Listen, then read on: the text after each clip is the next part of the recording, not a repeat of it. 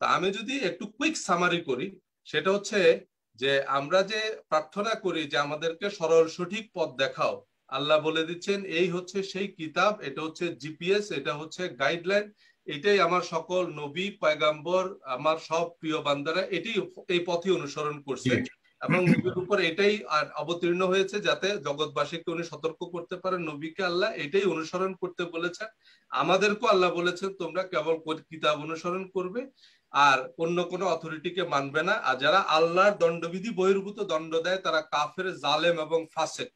এরপরে বলছে যে আল্লাহর কিতাবের বহির্ভূত কোন শর্ত যদি কেউ 112 আরোপ করে সেই শর্তের কোনো মূল্য নেই।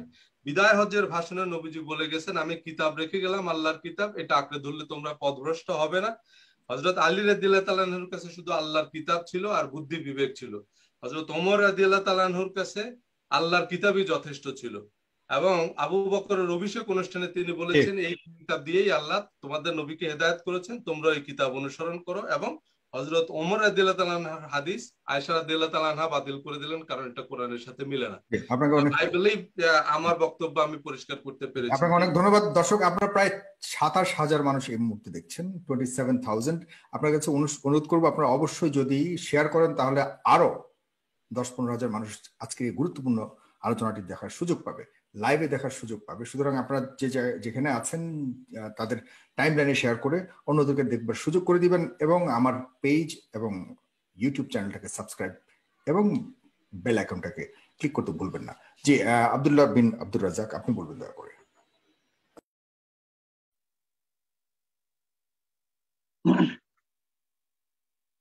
অনেক সুন্দর, জাযাকাল্লাহু খায়রান। সজল ভাইকে আমি যে প্রশ্নটা গত পর্বে জিজ্ঞেস করেছিলাম যে রাসূল সাল্লাল্লাহু আলাইহি ওয়াসাল্লামের 23 বছরের জীবদ্দশায় তিনি স্বাধীনভাবে কোনো হুকুম প্রণয়নের ক্ষমতা রাখতেন কিনা, সেটা উনি পরিপূর্ণ ক্লিয়ার করেননি। আমি আমার আলোচনায় যাওয়ার আগে উনি যে দীর্ঘ আলোচনাগুলো করলেন, এই দীর্ঘ আলোচনার সাথে সংশ্লিষ্ট দুই একটা কথা বলি। যেমন উনি দীর্ঘ আলোচনায় হাদিস গ্রন্থ থেকে কয়েকটা হাদিস পেশ করেছেন, যে হাদিসগুলোকে উনি দলিল হিসেবে পেশ করতে চাচ্ছেন যে শুধু আল্লাহ সুবহানাহু ওয়া তাআলার কিতাব মানতে হবে। এখন কথা হচ্ছে যে উনি যে হাদিসগুলো পেশ করলেন, এই হাদিসগুলো উনি কোথায় পেলেন?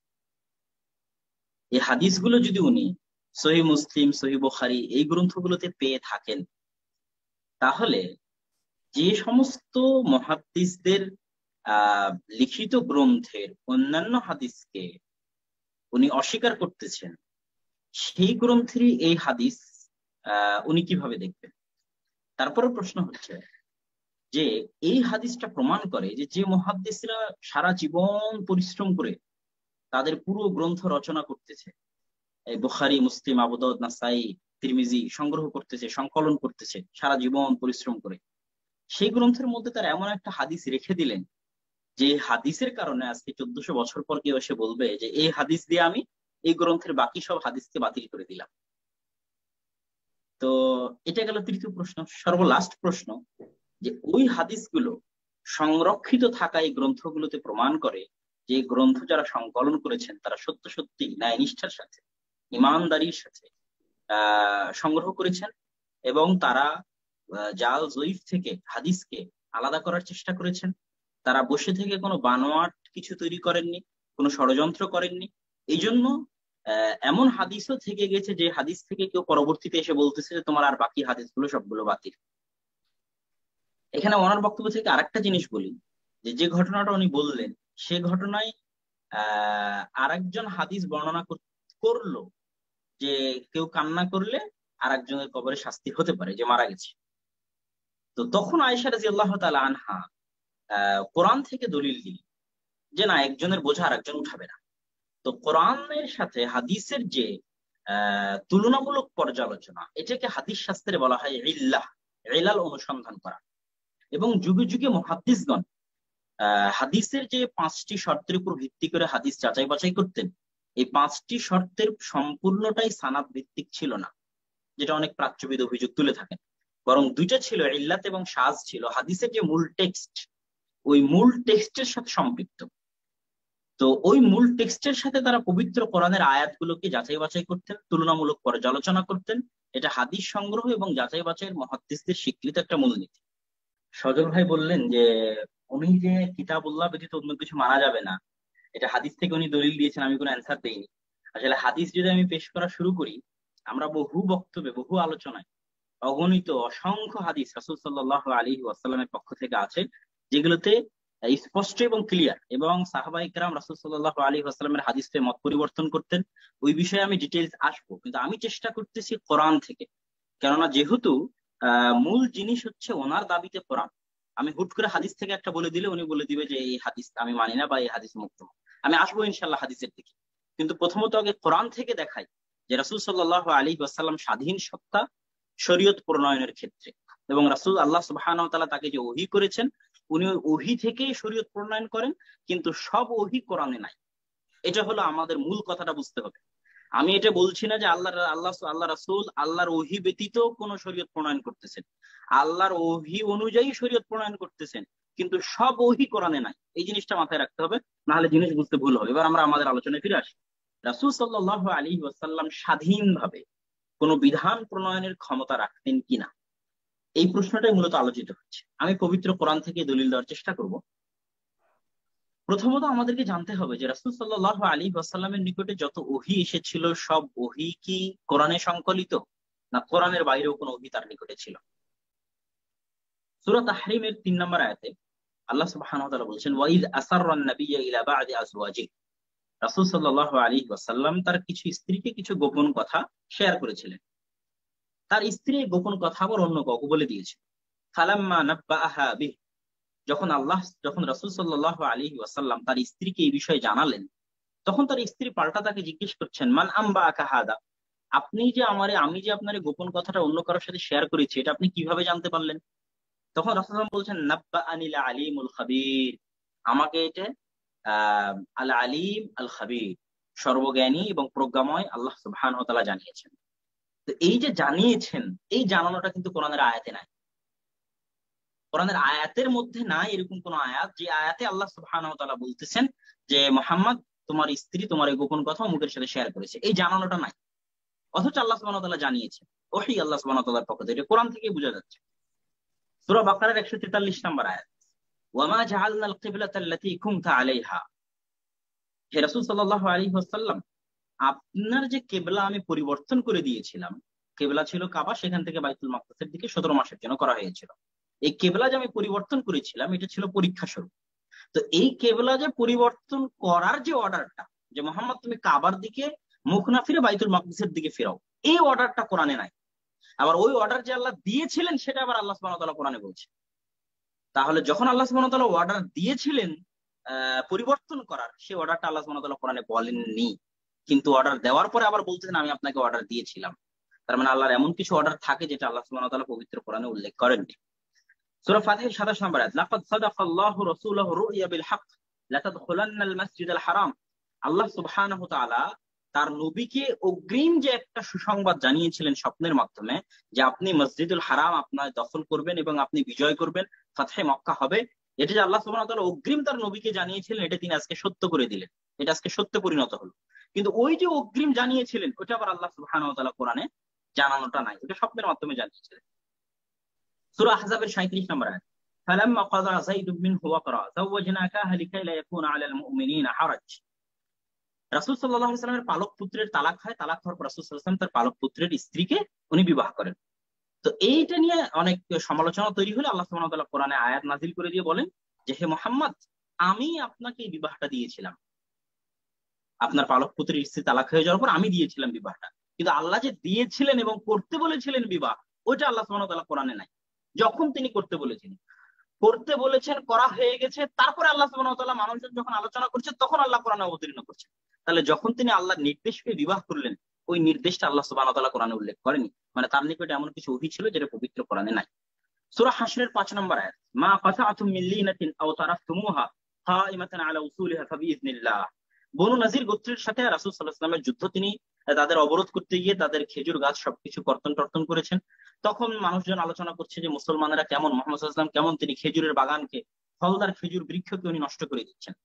এবার এই ঘটনা ঘটে যাওয়ার পর আল্লাহ সুবহানাহু ওয়া তাআলা কোরআন আয়াত অবতীর্ণ করছেন সূরা হাশরের 5 নম্বরে, যে হে মুহাম্মদ, আপনি যে খেজুর বৃক্ষগুলো কেটেছেন আর যেগুলো রেখেছেন, এগুলো আল্লাহর অনুমতিতে, তার মানে আল্লাহ সুবহানাহু ওয়া তাআলা আগে তাকে অনুমতি দিয়েছেন, অনুমতি দেওয়ার পর আল্লাহর অনুমতিতে উনি খেজুর বৃক্ষ কেটেছেন, আবার কিছু খেজুর বৃক্ষ রেখে দিয়েছেন। পরে যখন মানুষ সমালোচনা করতেছে তখন আল্লাহ কোরআনে অবতীর্ণ করতেছেন, কিন্তু যখন তিনি অর্ডার দিয়েছিলেন সেটা আল্লাহ সুবহানাহু ওয়া তাআলা কোরআনে বলেননি। তার মানে যখন অর্ডার দিয়েছিলেন সেটা কোরআনের বাইরে ছিল। এবার আমি আসি যে নবী রাসূলগণ, সব নবী রাসূলকে কি আল্লাহ সুবহানাহু ওয়া তাআলা কিতাব দিয়েছেন? সব নবী রাসূলকে আল্লাহ সুবহানাহু ওয়া তাআলা কিতাব দেননি। তাহলে যে সমস্ত নবী রাসূলকে আল্লাহ সুবহানাহু ওয়া তাআলা কিতাব দেননি, সেই সমস্ত নবী রাসূলের উম্মতরা কি অনুসরণ করত? আদম আলাইহিস সালাতু ওয়াস সালামের অনুসারীরা কি অনুসরণ করত? নূহ আলাইহিস সালাতু ওয়াস সালামের অনুসারীরা কি অনুসরণ করত, যাদেরকে আল্লাহ সুবহানাহু ওয়া তাআলা কিতাব দেননি? কেন কিতাব দেওয়ার কথা তাদের ক্ষেত্রে আল্লাহ সুবহানাহু ওয়া তাআলা স্পষ্ট করেননি। আবার সব নবী কি শাসক ছিলেন? সজল ভাই তার বক্তব্যগুলোর মধ্যে এবং বইয়ের মধ্যে বলেছে যে আল্লাহ রাসূলের নির্দেশগুলো মানতে হয় কেন? আল্লাহ রাসূল শাসক ছিলেন তাই। তো অতীতে চলে যাওয়া সব নবী কি শাসক ছিলেন? রাসূল সাল্লাল্লাহু আলাইহি সাল্লাম মাক্কী জীবনে কি শাসক ছিলেন? তো মাক্কী জীবনে যখন তিনি শাসক ছিলেন না তখন তার নির্দেশ, আর ওই সমস্ত নবী যারা শাসক ছিলেন না এবং ওই সমস্ত নবী যাদেরকে আল্লাহ কিতাব দেননি তাদের উপর তাদের যে নির্দেশ, তারা কিভাবে মানুষের কাছে দাওয়াতি কাজ করতেন? অবশ্যই তাদের হাদিস দিয়ে, যেটা আল্লাহ সুবহানাহু ওয়া তাআলা তাদেরকে কিতাবের বাইরে জানাতেন, সেটা দিয়ে তারা দাওয়াতি কাজ করতেন।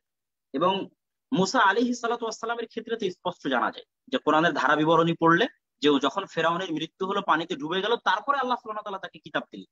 তাহলে ফেরাউনের মৃত্যু হওয়া পর্যন্ত এতদিন যে মুসা আলাইহিস সালাম দাওয়াতি কাজ করলেন, এই দাওয়াতি কাজের সময়ে মানুষজনকে নিয়ে যাওয়া কত কি সবকিছু, এগুলো আল্লাহ সুবহানাহু ওয়া তাআলা তাকে আলাদা ওহীর মাধ্যমে জানিয়েছেন, কিতাবের মাধ্যমে নয়। তথা যে আমরা হাদিস ও মুসা বলতে পারি, যেটা আল্লাহ সুবহানাহু ওয়া তাআলা হাদিস হিসেবে উল্লেখ করেছে, হাল আতাকা হাদিসু মুসা ইয নাদাহু রাব্বুহু বিল ওয়াদিল মুকাদ্দাসি তুয়া। মুসার হাদিস কি তোমার নিকটে পৌঁছেছে? তারপরে আল্লাহ সুবহানাহু ওয়া তাআলা সূরা জারিয়াতে বলেছেন, হাল আতাকা হাদিসু যায়ফি ইব্রাহিম আল মুকরামিন। ইব্রাহিমের নিকটে যে মেহমান পাঠিয়েছিলাম, এই হাদিস কি তোমাদের নিকটে পৌঁছেছে? তারপর আল্লাহ সুবহানাহু ওয়া তাআলা সূরা নিসার 163-64 নম্বর আয়াতে বলছেন, ইন্না ওয়াহাইনা ইলাইকা কামা ওয়াহাইনা ইলা নূহ। আমি আপনার নিকটে ওহী করেছি যেমন নূহের নিকট করেছিলাম। তো নূহের নিকটে কিতাব নাই। এখানে আল্লাহ সুবহানাহু ওয়া তাআলা যতগুলো নবীর নাম বলেছেন, ওয়াহাইনা ইলা ইব্রাহিম ওয়া ইসমাঈল ওয়া ইসহাক ওয়া ইয়াকুব ওয়া আসবাত ওয়া ঈসা ওয়া আইয়ুব ওয়া ইউনুস ওয়া হারুন ওয়া সুলাইমান ওয়া আতাইনা দাউদা যাবুরা। এনাদের কারো কারো নিকটে কিতাব আছে, সকলের নিকটে কিতাব নাই। তাহলে তাদেরকে যেমন ওহী করেছিলাম আপনাকে ওহী করেছি। তাহলে তাদেরকে কিতাবের বাইরে যে ওহী ছিল এটা হাদিস, মানে আল্লাহ রাসূলকেও কিতাবের বাইরে আমি হাদিস ওহী করেছি। এই দলিল দিয়ে ইমাম বুখারী রাহিমাহুল্লাহ তার সহিহ বুখারী শুরু করেছে, এবং এটাই বুঝাতে চেয়েছেন ইমাম বুখারী রাহিমাহুল্লাহ এই আয়াত দিয়ে যে এখানে যে নবীগুলোর নাম উল্লেখ আছে যাদেরকে কিতাব দেওয়া হয়নি, অথচ আল্লাহ বলছে আমি তাদেরকে ওহী করেছি, মানে তাদেরকে হাদিস ছিল। আবার ওটাই আল্লাহ বলছেন আমি আপনাকে ওহী করেছি, মানে কিতাবের বাইরেও আমি আপনাকে তাদের মতো হাদিস ওহী হিসেবে দিয়েছি। এবার আসি, কিতাবের বাহিরে কি কোনো কিছুর স্বীকৃতি আল্লাহ সুবহানাহু ওয়া তাআলা পবিত্র কোরআনে দেননি? সূরা আহকাফের 4 নম্বর আয়াতে আল্লাহ সুবহানাহু ওয়া তাআলা বলছেন, ইউতুনি বিকিতাবিন মিন ক্বাবলি হাদা। মুশরিকদেরকে চ্যালেঞ্জ করে রাসূল সাল্লাল্লাহু আলাইহি ওয়াসাল্লামকে বলছেন যে আপনি মুশরিকদের চ্যালেঞ্জ দিয়ে বলেন যে ইউতুনি বিকিতাবিন মিন ক্বাবলি হাদা, তোমরা যে শিরক করতেছো এটার দলিল তোমরা পূর্ববর্তী অবতীর্ণ কোনো কিতাব থেকে নিয়ে আসো, অথবা আথারাতিম মিন ইলমিন, জ্ঞানের, অতীতের জ্ঞানের কোনো ভান্ডার যদি তোমাদের নিকটে থাকে, নবী রাসূলদের কথা হাদিস, সেখান থেকে তোমরা পেশ করো। তাহলে এখানে আল্লাহ সুবহানাহু ওয়া তাআলা কিতাবের বাইরে আরো একটা জিনিসকে দলিল হিসেবে উল্লেখ করেছেন সূরা আহকাফের 4 নম্বর আয়াতে। এবার আমরা আসি যে রাসূল সাল্লাল্লাহু আলাইহি ওয়াসাল্লাম কে আল্লাহ সুবহানাহু ওয়া তাআলা আদর্শ বলেছে। তো এই আদর্শ বলার অর্থটা কি? এই আদর্শ বলার অর্থটা আমরা বুঝতে পারবো আল্লাহ সুবহানাহু ওয়া তাআলা সূরা মুমতাহিনার 4-5 নম্বর আয়াতে ইব্রাহিম আলাইহিস সালামকে আদর্শ বলেছে। কি বলেছে? ক্বাদ কানাত লাকুম উসওয়াতুন হাসানাতুন ফি ইব্রাহিম, হে উম্মতে মুহাম্মাদী তোমাদের জন্য ইব্রাহিমের মধ্যে উত্তম আদর্শ রয়েছে। এখন মজার বিষয় হচ্ছে ইব্রাহিম আলাইহিস সালামের কোনো কিতাব তো আমাদের কাছে আসেনি। এখন মুহাম্মদ সাল্লাল্লাহু আলাইহি ওয়াসাল্লাম উত্তম আদর্শ, এখন মুহাম্মদ সাল্লাল্লাহু আলাইহি ওয়াসাল্লামের কিতাব কোরআন আছে, তাই শুধু কোরআন মানতে হবে, আর কোরআনের বাইরে আমি কিছু মানবো না। এখন ইব্রাহিম যে উত্তম আদর্শ, তো ইব্রাহিমের কোনো কিতাব যা আমার কাছে নাই। ইব্রাহিম আলাইহিস সালাতু ওয়াস সালামের উপর যে কিতাব অবতীর্ণ হয়েছিল এটা তো আমার কাছে নাই। আমার কাছে কি আছে? ইব্রাহিম আলাইহিস সালাতু ওয়াস সালামের জীবনের ঘটনা, যে ঘটনাগুলো আল্লাহ কোরআনে বর্ণনা করেছে, যেগুলো কিতাবের অন্তর্ভুক্ত নয়। কেন? ওগুলো তার স্বাভাবিক জীবনের ঘটনা। উনি যে চন্দ্র দেখে জিজ্ঞেস করলেন যে চন্দ্রই মনে হয় প্রতিপালক, সূর্যই মনে হয় প্রতিপালক, এটা তো ওনার স্বাভাবিক জীবনের ঘটনা, এটা তো কিতাবের অংশ নয়। উনি যে মূর্তি ভেঙে দিলেন, তারপরে ওনার স্ত্রী যে সাফা মারওয়াতে দৌড়ালো, তো সাফা মারওয়াতে দৌড়ানো তার কোনো কিতাব ওখানে ছিল না যে কিতাব দেখে উনি সাফা মারওয়াতে দৌড়িয়েছিল, ওটা ওনার স্বাভাবিক কাজ। ওই স্বাভাবিক কাজটাকে আল্লাহ আদর্শ বানিয়ে দিয়েছে যে ইন্না সাফা ওয়াল মারওয়াতা মিন শাআইরিল্লাহ। ইব্রাহিম এর স্ত্রী যে স্বাভাবিক কাজটা করলে, স্বাভাবিক কাজ তোমাদের জন্য আদর্শ। ইব্রাহিম আলাইহিস সালাতু ওয়াস সালামের পুরো জীবন আদর্শ, যে পুরো জীবনকে আল্লাহ সুবহানাহু ওয়া তাআলা পবিত্র কোরআনে উল্লেখ করেছেন, সেটা কি? সেটা তো ইব্রাহিম আলাইহিস সালামের কিতাব নয়, তার সাধারণ জীবনী। তাহলে ইব্রাহিম আলাইহিস সালামের সাধারণ জীবনে যদি উসওয়া হাসানা হতে পারে, তাহলে অবশ্যই মুহাম্মদ সাল্লাল্লাহু আলাইহি ওয়াসাল্লামের উসওয়া হাসানা দ্বারা যদি আমি বলি শুধু কিতাব, তাহলে এটা রাসূল সাল্লাল্লাহু আলাইহি কোরআন, পবিত্র কোরআনকে অস্বীকার করা হবে।